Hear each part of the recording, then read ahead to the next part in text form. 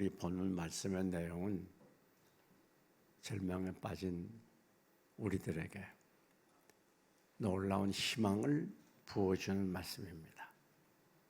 이스라엘 민족이 여기는 바로 북방을 가르칩니다.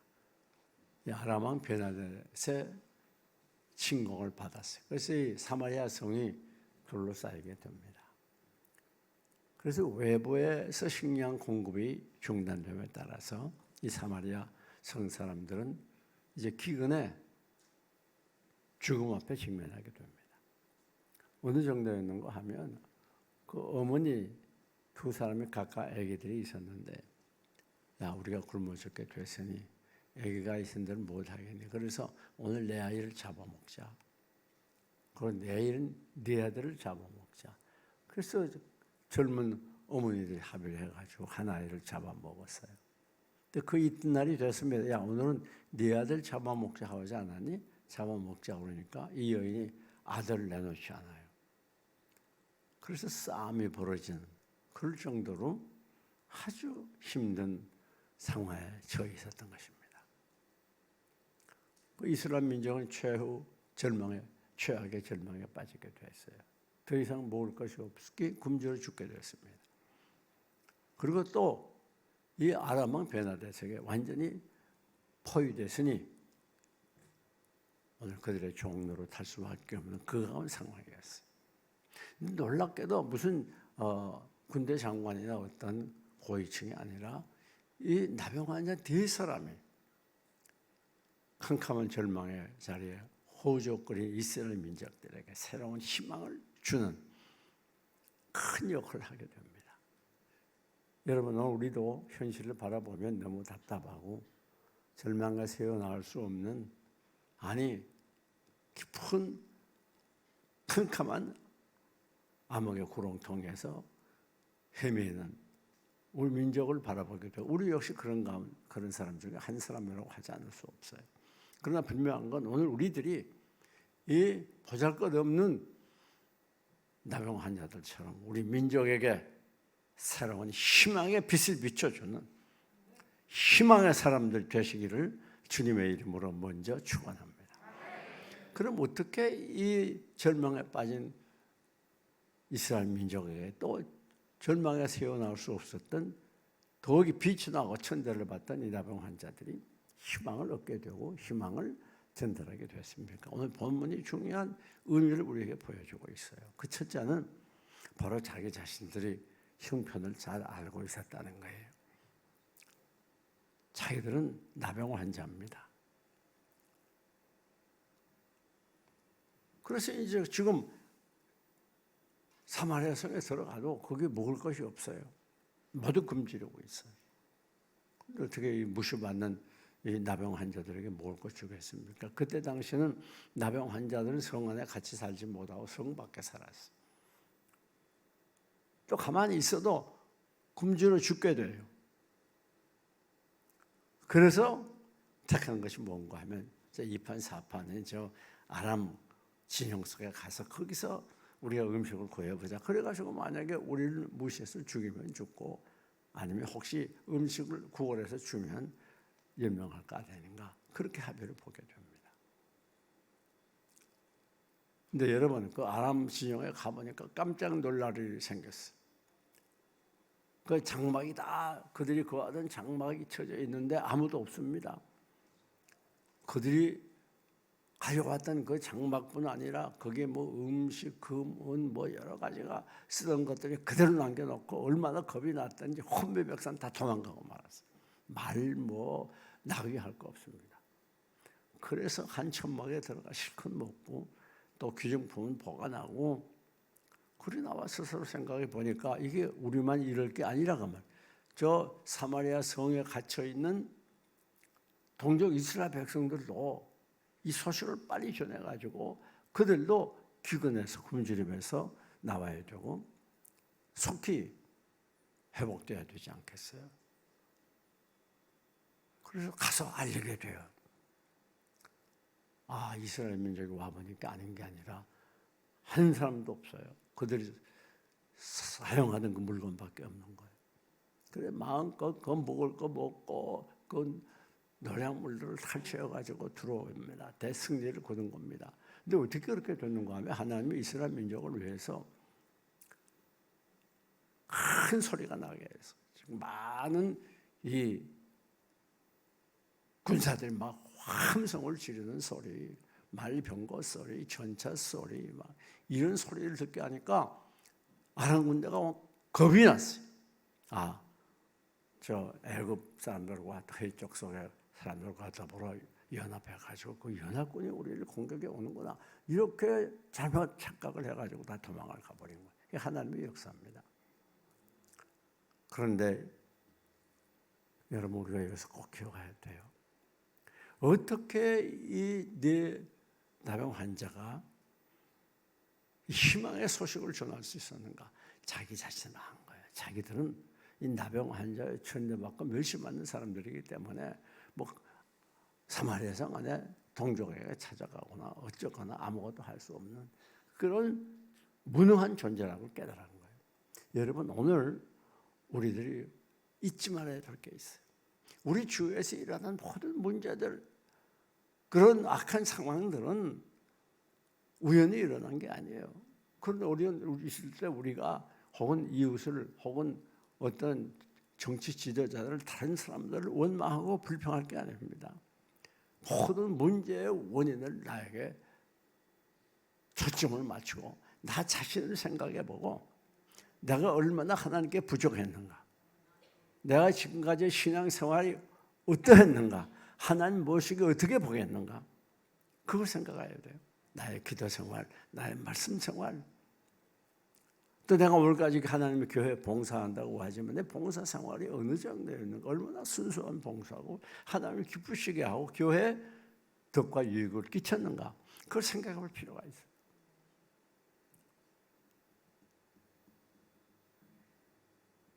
여러분, 자기 자신은 잘 아는 게 중요합니다. 오늘 이렇게 그전에 없던 코로나가 온 세상에 불을 닥치면서 오늘 한국 교회가 상당히 힘이 들어요. 이방인들에게 지탄을 많이 받습니다. 그런데 꼭 기억해야 돼요. 그것은 뭐 어느 누가 코로나가 어쩌지 말고 그 우연히 일어난 게 아니고 바로 한국 교회가 오늘날까지 세서가 되고 타락되었기 때문에 하나님이 경고하는 것이라고 생각하고 우리 자신이 자성하고 회개하고 하나님께 바로 서야 된단 말이에요. 그러면 하나님께서 회복시키는 거예요. 다른 사람 다 줄을 버릴지라도 나는 줄을 버리지 않겠습니다. 예수님의 수제자 중에서도 가장 제1의 수제자였던 베드로가 얼마나 교만했습니까? 그런데 우리 예수님께서 뭐라고 말하지? 오늘 밤 내가 달 울기 전에 3번 나를 부인하리라. 여러분, 이 수제자 베드로가 다 줄을 버리면 나는 부르지 않겠다고 그렇게 결단했던 수제자 베드로가 예수님을 부인하되 몇 번? 3번씩. 그것도 어떻게 하면서? 조주하면서. 이게 말이 안 되잖아요. 앞뒤가 안 맞으면 이렇게 안 맞을 수가 없잖아요. 그런데 그때 말이죠. 예수님께서 자기를 쳐다보는 모습 보고 뭐가 생각났어요? 말씀이 생각나서 네가 오늘 밤 달 굴기 전에 3번 나를 부인하는 말씀이 생각나서 통에 잡아가며 회개했어요. 근데 만약에 예수님께서 내가 오늘 밤 달 굴기 전에 3번 나를 부인하라는 말씀을 하실 그때에 예수님께서 왜 나에게 그렇게 말씀하셨지? 내가 부족한 게 뭔가? 정말 내가 오늘 밤 예수님을 부인하지 않아야 되겠는데 내가 예수님의 수제자로서 예수님을 부인하면 돼? 그럼 천하의 역적이 되지 않나? 그리고 예수님 어떻게 하면 내가 부인할 수 있습니까? 나를 도와주세요. 나는 연약합니다. 나는 부족합니다. 그리고 자기 자신을 돌아보고 예수님을 의지하고 회개했더라면 글쎄 예수님 부인했을까요? 가룟 유다가 예수님을 은삼수에 팔고 인류 역사의 천추에 하나를 남겼어요. 그런데 가룟 유다도 예수님의 경고했어요. 주님, 누가 주님을 팔겠습니까? 그 예수님이 그릇에 나와 함께 손을 넣는 자가 팔리라. 그때 누가 손을 넣었죠? 가룟 유다요. 그래서 가슴이 철렁했어야죠. 아니 내가 예수님을 팔다니, 내가 내 스승을 팔다니, 이게 말이래? 예수님 어떻게 하면 내가 그런 악한 일 안 할 수가 있겠습니까? 날 도와주세요. 나 그렇게 하기를 원치 않습니다. 난 연약하고 부족합니다. 나를 붙잡아 주세요. 아마 그렇게 자기 자신으로 돌아가서 깊이 반성하고 애쓰고 노력했으면 예수님 안 팔았을 수 있지 않겠어요? 왜 예수님께서 가룟 유다에게도 베드로에게도 미리 경고했을까요? 회개하라고 그러지 않았겠어요? 그 경고의 사인이 아니었을까요? 그렇습니다.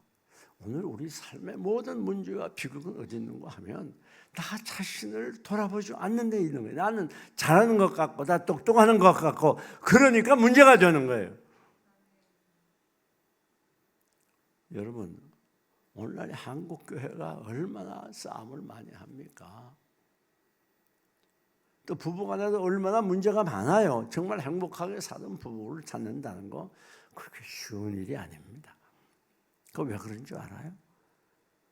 자기 자신 돌아보지 않고, 왜 우리 가정이 결혼하기 전에 그렇게 서로 행복했고 좋았고 만나면 반가웠고 그랬는데, 그래서 더 이상 안 되겠다 그래서 꿈을 가지고 결혼했는데 왜 우리 가정이 이렇게 됐나? 왜 우리 부부가 이렇게 서로 힘든 관계에 불행하게 살아가야 되나?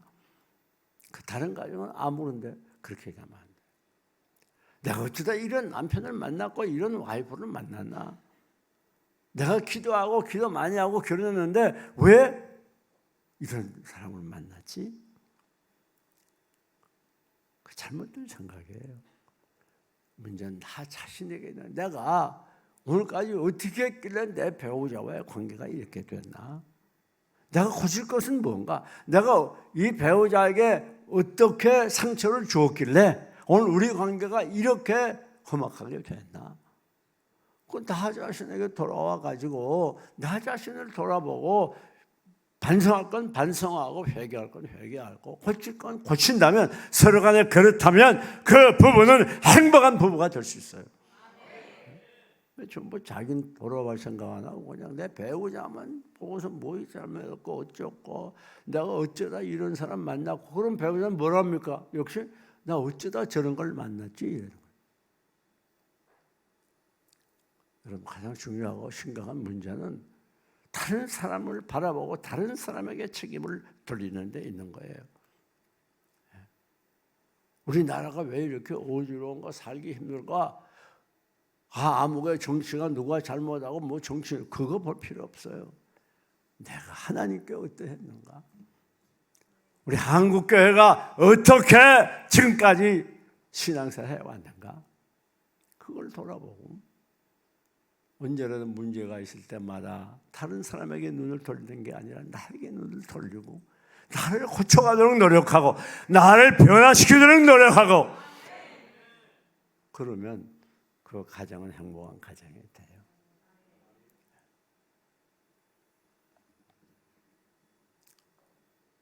교회도 마찬가지야. 아무개가 절에서 나 교회 나오고 싶지 않아. 누구 때문에 그렇게 하면 안 돼요. 나 때문이야. 내가 부족해. 내가 더 노력하고 더 바로 서고 회개해야 돼. 그래야 서로 화목한 교회가 되고 은혜로운 교회가 되는 거죠. 여러분, 거기에 나 자신을 돌아보는 거기에 희망이 있습니다. 이사야가 성전에 들어갔을 때에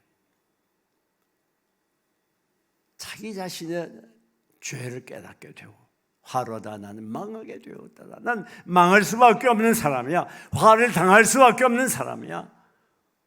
그리고 하나님께 회개하게 될 때 하나님의 선지자로서 위대하게 큰 사역을 하지 않습니까? 나를 돌아보고 나 자신을 살펴보는 그때 그에게 희망이 생기기 시작하는 거예요. 나 자신을 돌이켜보지 않고 다른 사람을 보면 그 시간부터 절망이 찾아오는 거예요. 뿐만 아닙니다. 두 번째, 어떻게 이 뇌나병 환자 통해서 희망을 찾게 해줬는가 하면 하나가 됐어요. 자, 보세요. 자, 우리가 이 어려운 때 사마리아 성 안에 들어가서 우리 굶어주고, 또 여기 앉아서도 굶어주고, 그러니까 우리들 저 아람 진영에만 봐. 우리가 원수지만 그럼 혹시 또 살려줄 수도 있지 않냐. 뭐 가능성은 거의 없지만 그렇게 어떤 한 사람이 의견을 냈을 겁니다. 근데 만약에 그때 또 다른 친구가 야, 말이 안 되지. 아니 우리 동족도 먹을 걸 주지 않는데 아람 지역 사람이 우리 망인인데 우리 원수인데 우리에게 뭘 먹을 걸 주겠어? 가자마자 죽일 거야. 한 사람은 그런 의견 낼 수 있잖아요. 그래가지고 서로 옥신각신했으면 희망은 없었죠. 차라리 우리가 여기서 그냥 기다려야 죽지 조용히 왜 이렇게 뭐 힘들게 되지 않은 일을 그렇게 죽으려면 우리끼리 죽는 게 낫지. 그럼 이방 군사들에게 죽는 게 좋아? 그 말이 되잖아요.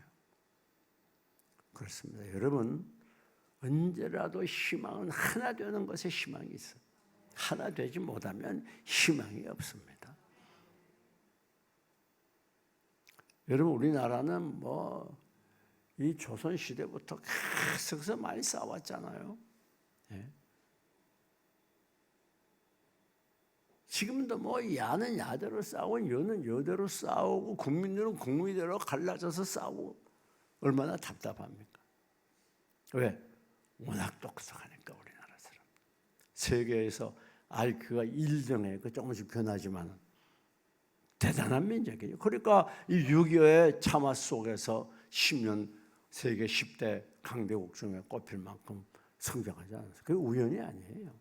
우수한 민족입니다. 그런데 그러다 보니까 문제가 다 똑똑하니까 싸우길 잘한다. 여러분 이승만 대통령의 말대로 뭉치면 살고 해치면 죽는 거예요. 우리가 해치고 서로 분리하고 싸우면 거기 사단이 역사하게 되고 사단이 나타나게 되는 거예요. 찾아오게 돼요.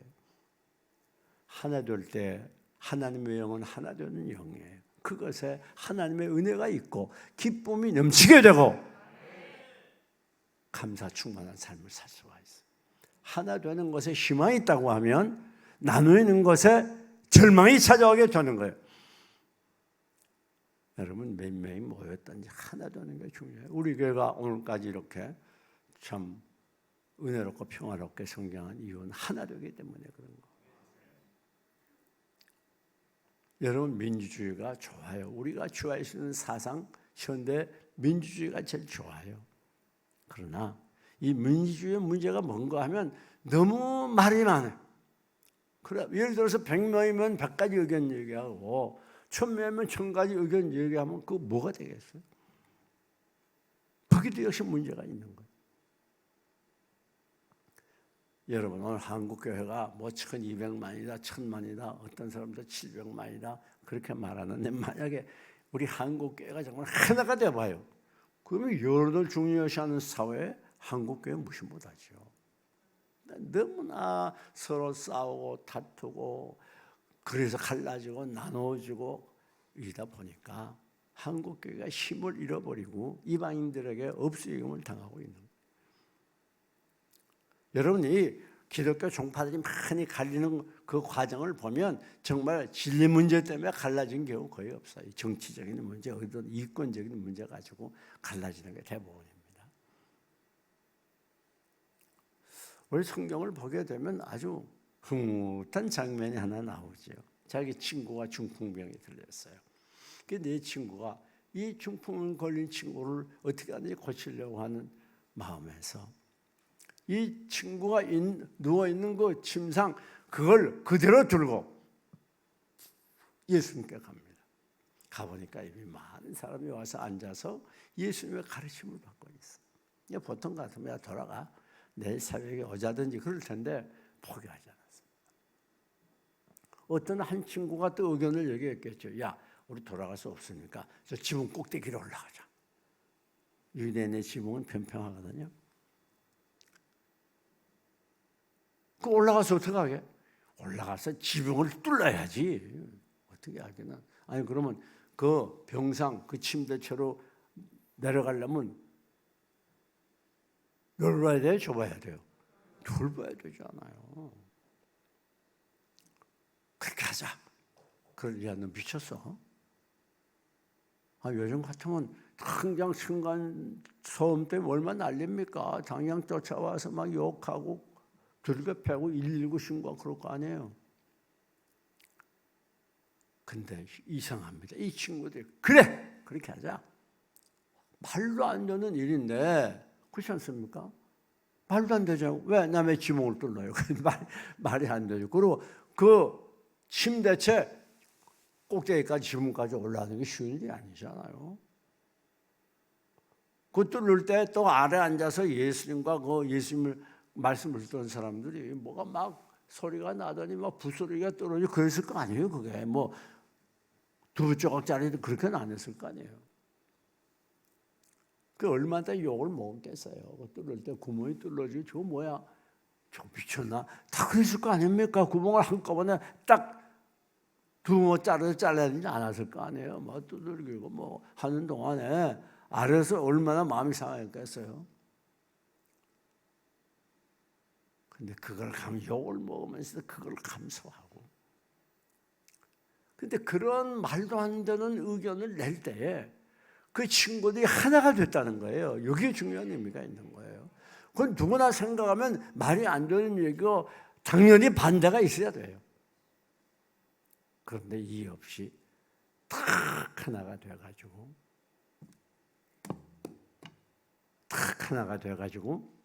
올라갔어요. 그 지붕을 뚫어가지고 지붕으로 드러내립니다. 이야, 놀랍네. 만약에 그 친구들이 그 말도 안 되는 상황 속에서 그냥 돌아갔다면 자기 친구는 고침 못 받아요. 사랑하는 여러분, 언제나 하나 되는 것에 기적이 나타납니다. 하나가 돼야 돼요. 뭉쳐야 돼요.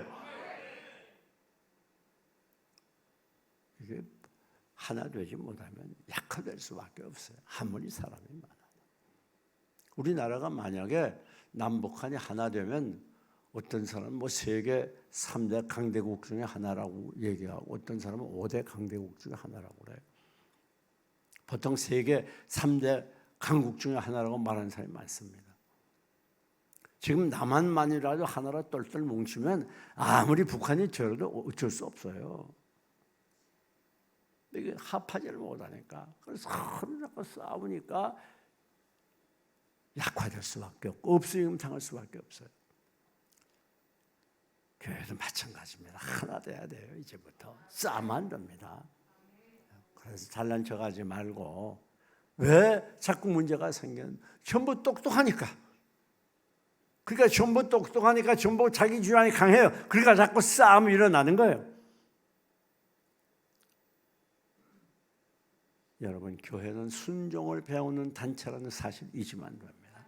순종 못 배우면 다 못 배우는 거예요. 예수님도 하나님이지만 순종을 배웠다고 그랬어요. 예수님이 하나님의 성부 하나님의 말씀을 따라 이 땅에 오셔서 인간의 몸을 입고 죽지 않았다면 어떻게 구원의 대역사가 일어납니까? 여러분, 하나 되는 것에 놀라운 역사가 일어나 하나님의 임재하심을 체험하고 하나 되는 것이 천국입니다. 부부간에도 마찬가지예요.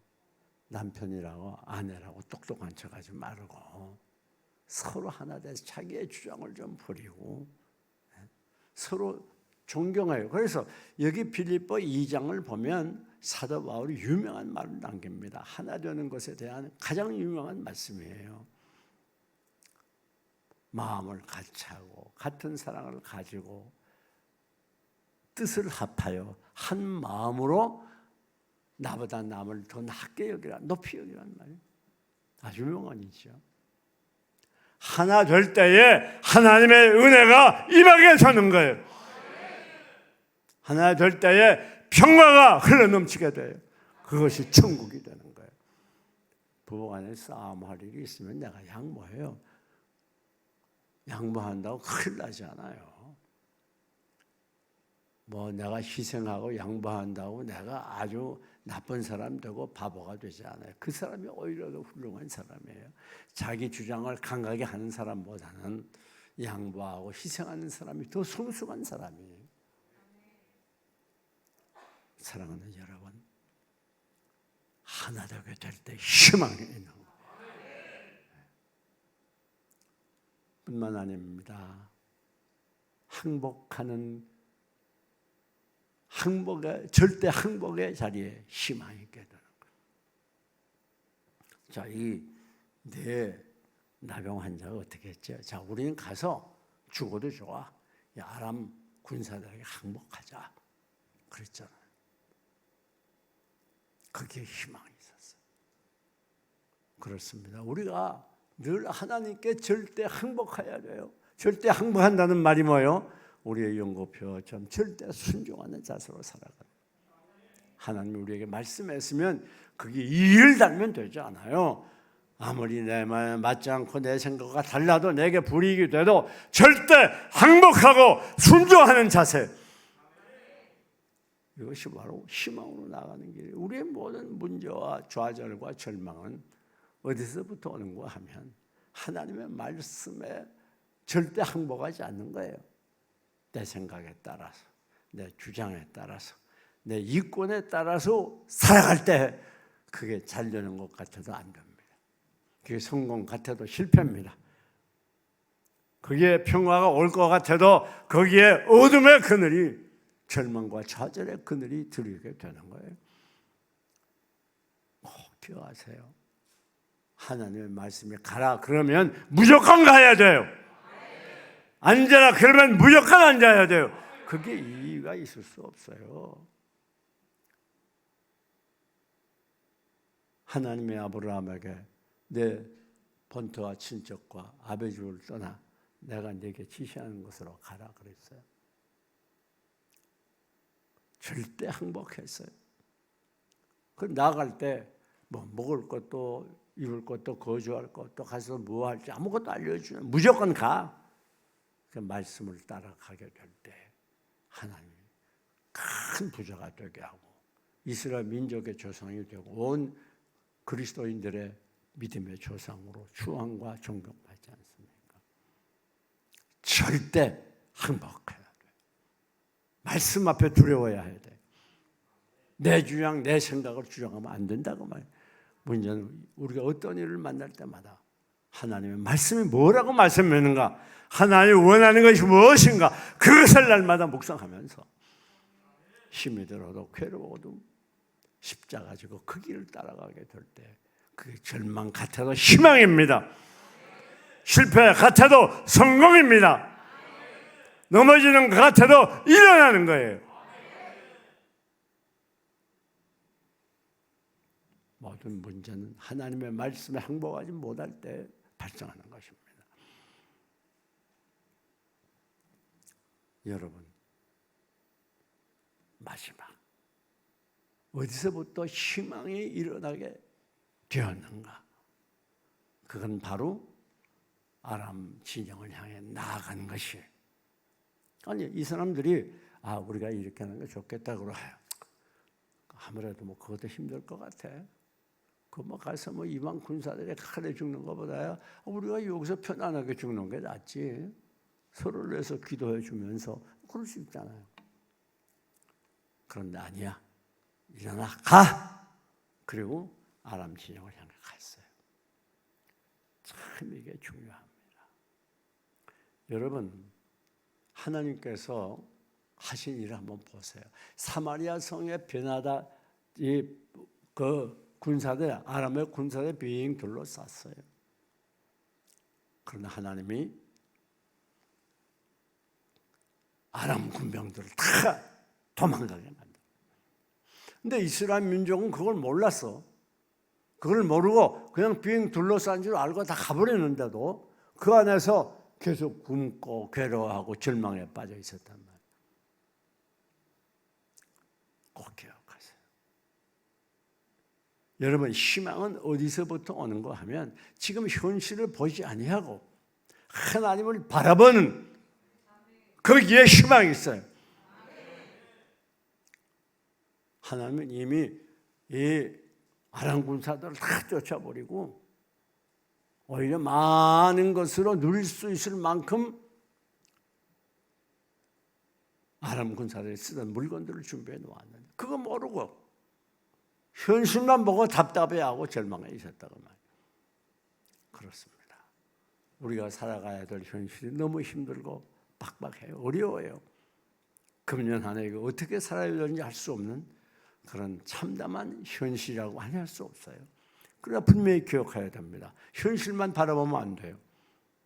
하나님께서 여러분을 위해서 분명히 준비해 놓았습니다.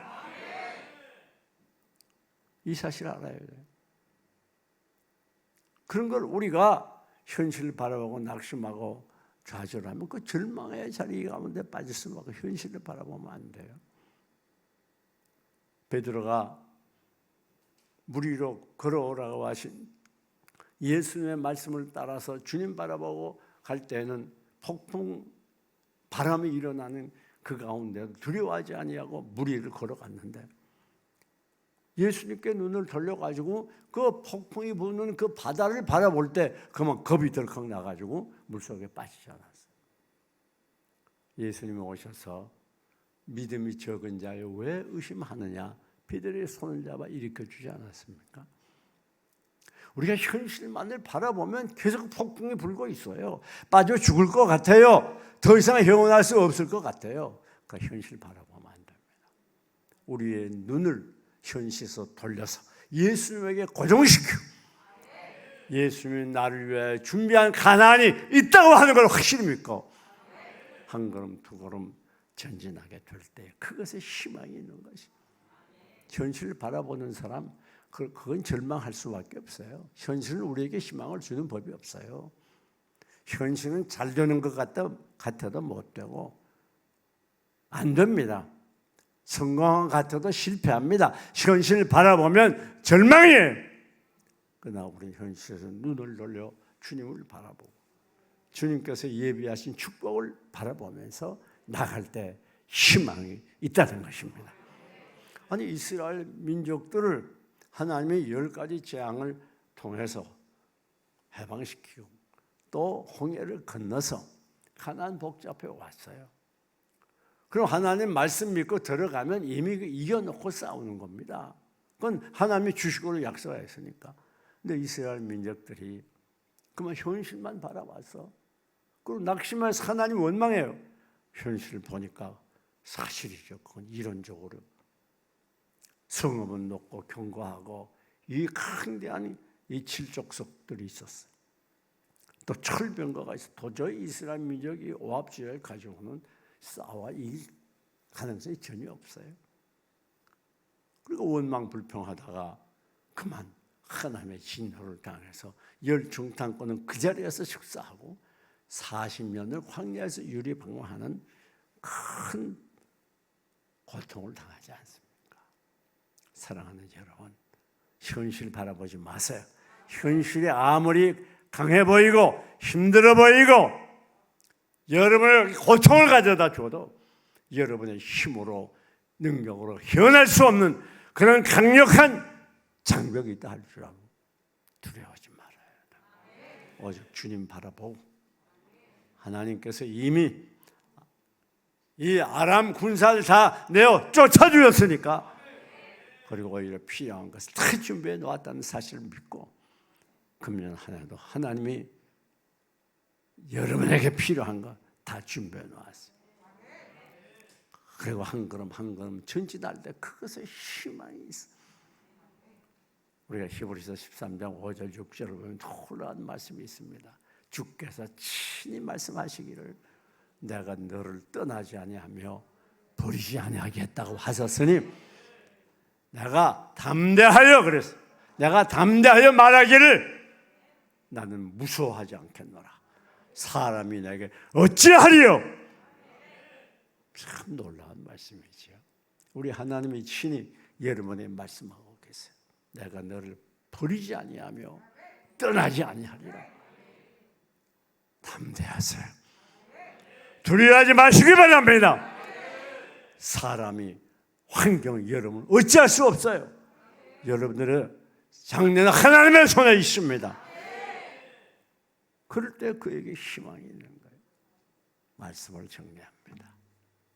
이 보잘것 없는 천대받고 멸시받는 치유 불가능한 마지막 절망에 자리했던 나병 환자를 통해 하나님이 역사하셨어요. 절망에서 희망으로. 어떤 경우에 자기 자신이 처참한 모습을 알 때 희망이 있었어요. 뿐만 아니라 넷이서 이해할 수 없는 그런 상황이었지만 하나가 되었을 때, 일치단계였을 때, 또 하나님의 말씀에 절대 항복할 때 불가능해 보여도 아람전 상황에 나갈 때 희망이 있었습니다. 그런데 더 중요한 게 나와요. 이런 상황에서 이 뇌나병 환자는 저희들만 끝난 게 아니에요. 저희들 배부르고 끝난 게 아니라 우리가 이러고 있으면 안 되지. 사마리아 성 안에 들어가서 금전을 우리 백성들이 알려야지. 그렇습니다. 오늘 우리는 절망에 빠진 이 민족들에게 나가서 이 생명의 복음을 전해야 됩니다. 이 사명이 우리에게 있어요. 우리가 먼저 절망을 딛고 일어날 뿐 아니라 일어나 나아가서 절망에 빠진 우리 동족들에게 생명의 복음을 전해야 되겠단 말이에요. 이게 우리의 사명이에요. 그렇지 않고 나만 희망을 가지고 나만 좋아한다면 이건 바른 그리스도인이라 할 수 없어요. 우리 모두 오늘로 내일로 이 말씀을 붙잡고 희망가서 일어나서 절망에 빠진 많은 백성들에게 희망을 전하는 복된 삶이 되시기를 주님의 이름으로 축원합니다.